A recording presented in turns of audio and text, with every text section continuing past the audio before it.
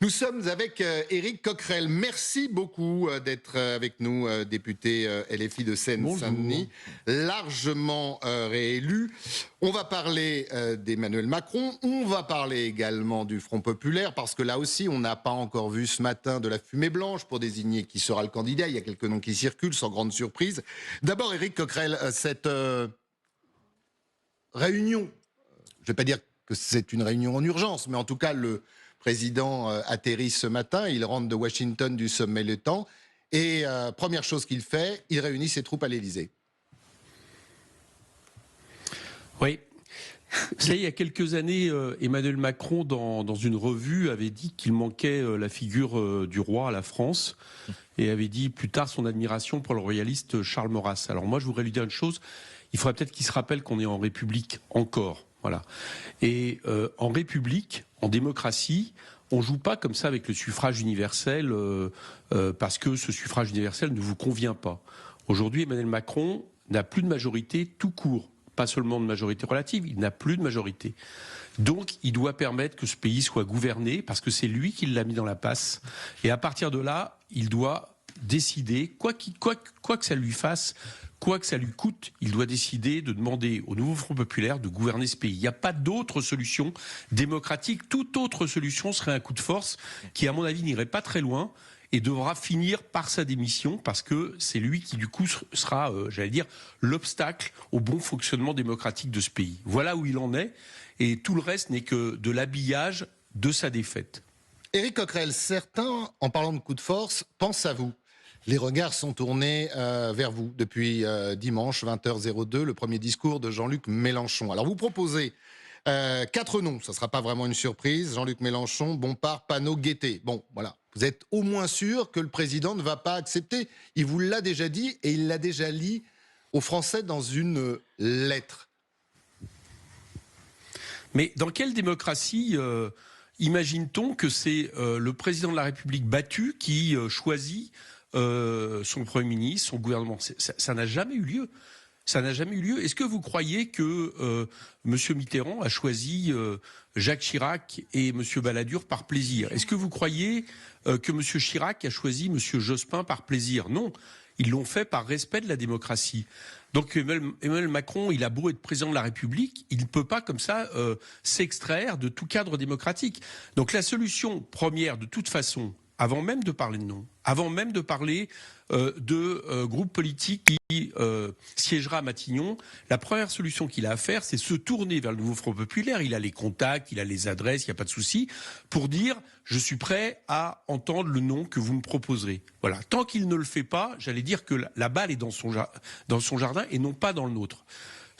En ce qui nous concerne, nous avons été très clairs. Vous donnez des noms, nous ne les avons pas donnés publiquement parce que on a ouvert une discussion.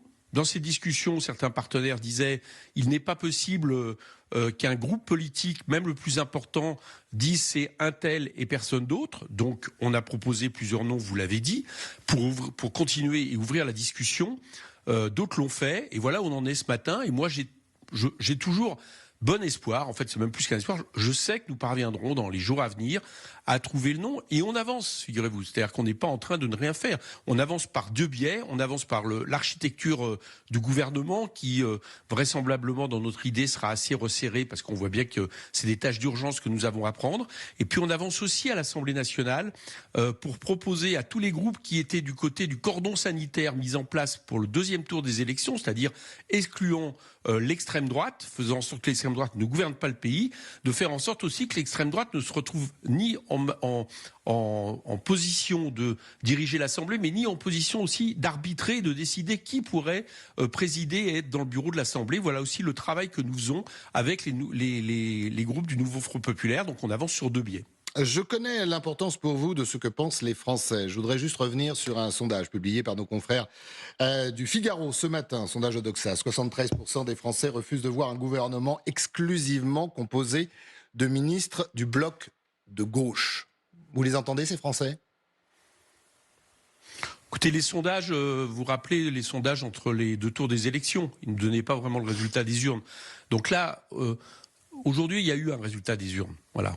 Donc je pense que le mieux, c'est quand même de s'appuyer, il est suffisamment récent pour s'appuyer sur ce résultat, sur le suffrage universel, plutôt que sur des sondages dont vous savez qu'ils peuvent varier de jour en jour et même se tromper, on l'a vu entre les deux tours. Voilà, donc c'est ma réponse que je vous donne.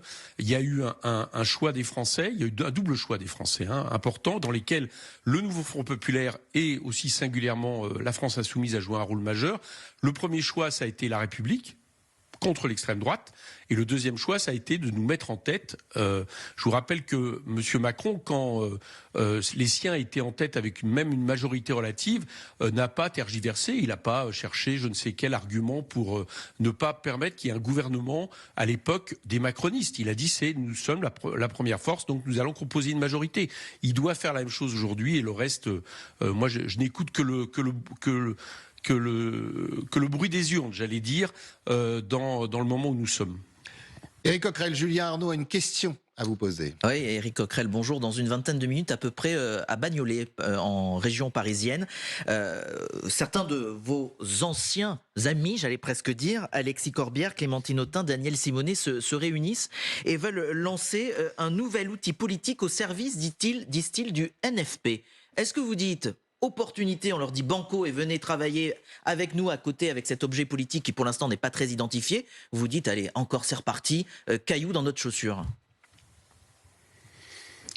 Ah non, travailler dans le cadre du nouveau Front populaire, oui, je leur dis banco, bien sûr. Enfin, moi je n'exclus personne, et a fortiori les candidats qui ont été élus députés et qui se réfèrent au même programme que le nôtre. Donc j'ai pas spécialement d'observation à faire. S'ils veulent faire une formation, ils la font. S'ils veulent intégrer un groupe politique, ils le font. Enfin, j'ai pas de commentaire. Moi, le principal, je vais vous dire, c'est que ils soient, et je sais que c'est sincère, ils soient très clairement du côté du programme de rupture qui est celui du nouveau Front populaire, et que ils sont eux aussi sur l'idée il faut un gouvernement de nouveau Front populaire. Voilà. Donc à partir de là, tout ça, c'est la même famille. Dernière toute petite question, Éric Coquerel. Un nom, c'est pour quand? Dans les jours à venir. Laissez-nous le temps. Vous avez vu que le chef de l'État, lui, se donne. Enfin, il prend du temps. Je note au passage. Oui, mais il nous dit même, faites d'abord la réunion de l'Assemblée le 18, et puis après je déciderai. Enfin, tout ça est lunaire, parce que l'Assemblée va faire des choix politiques, ne serait-ce que déterminer quel groupe est dans la majorité et dans l'opposition. Donc il est évident qu'on ne peut pas attendre comme ça qu'un gouvernement soit nommé après. Bon, alors ce que le chef de l'État s'autorise, autorisez-nous à nous donner les jours nécessaires pour trouver le nom, mais vous allez voir, on va le trouver. Il y a des solutions qui ont été mises sur la table hier, on va en discuter. Et puis, comme nous sommes face à l'histoire, je disais que l'histoire nous regarde, les Français nous regardent, je sais que nous trouverons une solution. Merci beaucoup d'avoir été notre invité. Excellente journée, bonne tractation, négociation pour trouver ce fameux nom.